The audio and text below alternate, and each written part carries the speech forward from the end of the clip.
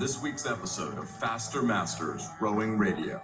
Grab a seat at the table as Masters rowing coaches Marlene Royal and Rebecca Caro share their biggest secrets on how to unleash your hidden potential and plot a new course for real results on the water and off. Now, on to the show.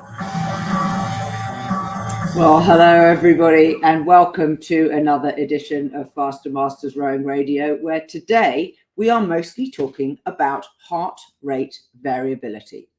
I'm Rebecca Caro, and before we get on to that, I want to remind people that if you can get over to San Diego in the USA, I'm part of a team coaching the US Rowing Masters Camp. Now, you all know that I've been on a bit of a mission to get federations much more engaged and involved with masters and delivering the sorts of things that masters want. Part of that is camps. Masters really enjoy camps. It's a great opportunity, not only for a little trip to travel somewhere, but also to get to train on different water and to hear different coaching voices. All the information is on the website Regatta Central, and it starts on April the 1st at midday and then runs through to April the 4th. And if you want it, they've organised a super post-camp bonus of some mixed date racing at the San Diego Crew Classic, which of course is a 2K race, but it is one of those events that a lot of people say are on their bucket list.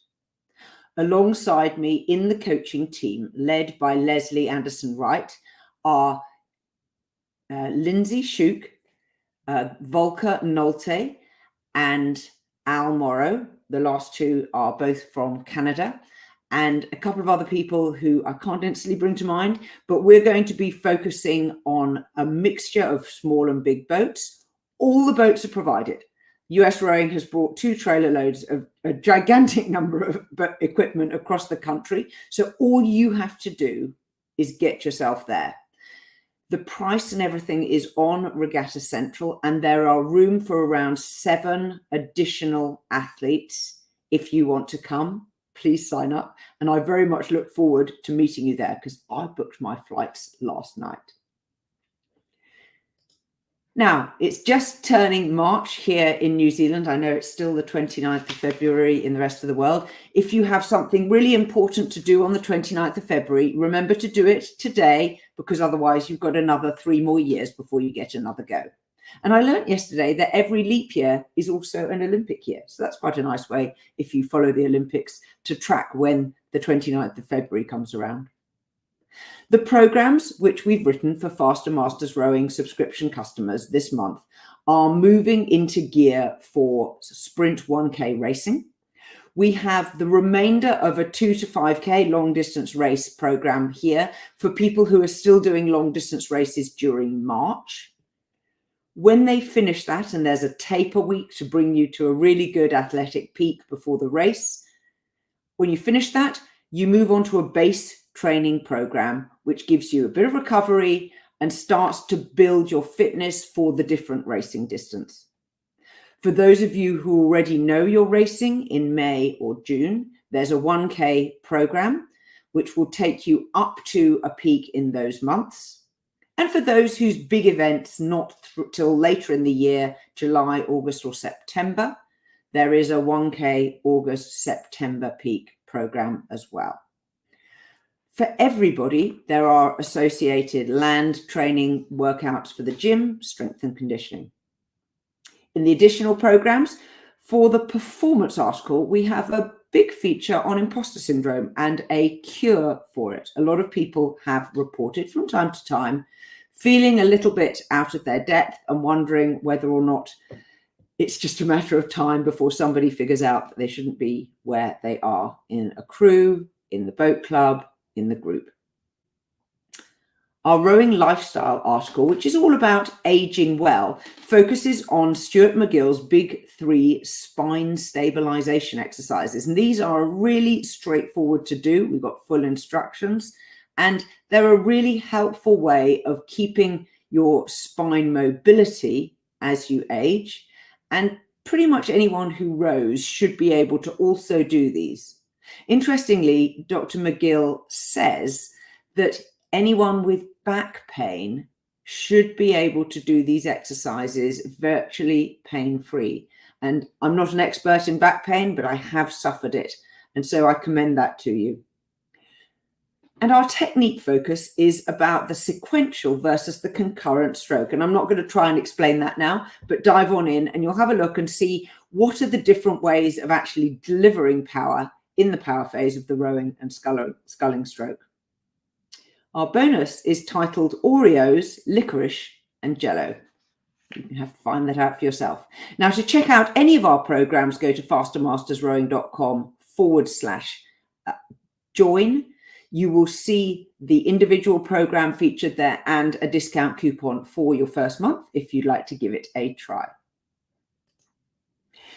Heart rate variability. This is something that I have been tracking personally for a long time. I use an app on my phone, and the thesis behind heart rate variability is that your human heart beats how many times a minute. And many of us are familiar with how your heart rate increases with exertion, obviously, as we exercise. It used to be when I was younger that measuring your heart rate was how your training zones were established. One of the challenges with that was the fact that when you're doing long, steady workouts, and we were told to wear a chest strap, which measured our heart rate on displaying it on a wristwatch, was that as you got more tired, your heart rate went up regardless, and it became harder and harder and harder to train inside the zone. So heart rate is no longer used much for establishing training zones, although it is interesting to track when you are training to see after the workout, what you did. Heart rate variability is about something slightly different. It's about your recovery. How well rested are you? And are you ready for doing a workout on the next day? And what it tracks is something slightly different. It looks at the time elapsed between one heartbeat and the next. And scientists discovered that there are very, very tiny variations between each heart rate. And one of the things that we know when you test your heart rate, you put your fingers on your pulse, whether on your neck or onto your wrist, we tend to average or to count how many heartbeats you get in a 15-second or a 1-minute period. And so what we get is an average. What heart rate variability is measuring is the difference from one to the next. And these differences are a very carefully researched indication of your state of rest and recovery. As we age, particularly masters like myself, who've been rowing for many years, we are very slow to adjust what we do to suit our new physical capability. Really good example of this is how many people do you know who are still rowing on the same rig that they were using when they were racing 2K as a younger person? That in itself is quite common, and it's reasonably balmy for a couple of reasons. One is mainly that we lose strength as we age. So that is a topic of conversation for another day. But throughout my own training, I've noticed that I tend to cling on to what I am used to doing rather than questioning it and remeasuring and seeing whether or not I should be making adjustments. And these aren't things you're going to be changing from week to week. These are things that are about over periods of years. Now, life has a habit of getting in the way of rowing. And you may have a high pressure job. You may have family responsibilities. There may be other stresses and tensions in your life. And being able to do a good quality workout is something that most of us really enjoy. But our state of rest when we first step into the boat or onto the erg is an important part of what are we capable of doing today and what benefit will it give us in our overall long-term training. And that's where heart rate variability comes in. The app that I use is one that is provided on, I think, Apple and Android. It's called HRV for training. And what it shows is a daily measure that I do when I wake up of how rested I am. This is a screenshot of my range, which is very, very individual. So what you see here is what is normal for Rebecca. My resting heart rate was 49, but these little bars show me day by day where I am in relation to the norm. And as you can see, they are quite different from one day to the next. What it tells me is how prepared I am for my training. And so for me, the state of balance that my body's trying to maintain, they call it homeostasis, is all about the reaction of my body to the stress and the autonomic nervous system that is used to keep everything in balance. And so my stress response is what I'm getting from this measure. You can find out more about this using, go to our blog, fastermastersrowing.com/blog, and you'll see the heart rate variability in Masters article there. So have a read for yourself. I found it useful. There was one particular series of days training, which I remember, which I want to talk to you about today. I got an extremely low score and a red warning. So they do a kind of red, amber, green warning light signal. And I knew I was super tired. A few things had happened. We'd had a heavy workout. I was waking up for another early morning. And it was basically telling me, back right off, buddy, which I did. And I found that I was coming down with a virus. So a little bit of that was stress on my body from something that's completely normal, but we all know what the challenges of training on viruses are. And it took me 3 days before my number returned back to very close to my normal range.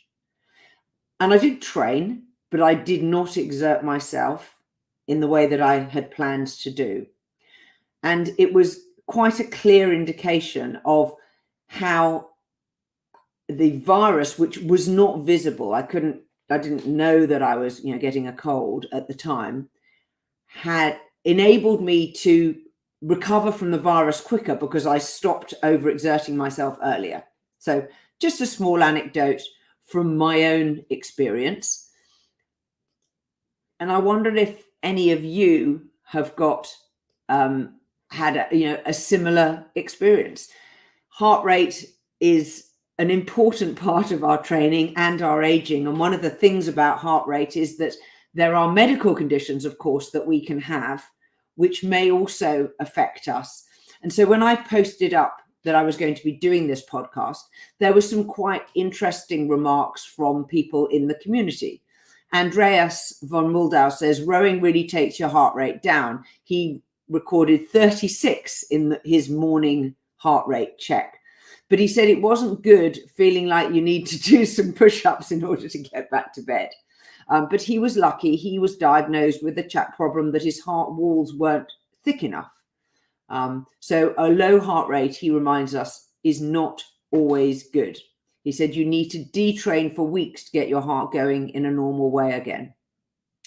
Mark Eller said he tracked HRV on an app and eventually lost interest because he kept having good workouts on days when the HRV score said he wouldn't, and bad workouts when it predicted he would feel good. I think that's an interesting observation because I don't notice feeling good or feeling less good as a result of the score. What the score tells me is an objective measure of my rest and recovery. I can still work through that and still have good workouts because my measure of good isn't necessarily about exertion. It may be about skill that I've acquired or crew cohesion that we're practicing. So I was interested that was his point of view. And Don Casey says it's interesting for him because he has what he describes as slightly haywire circuitry in his heart. But realize, of course, that how your individual body is wired, and people who might have atrial fibrillation or other heart considerations may find this a useful additional measure because it's non-invasive. You put your finger over the back of your phone's camera and it measures your pulse basically through the light in the camera. So it's quite easy to do. It takes about a week before you get enough readings that it can set the measure of what's normal for you.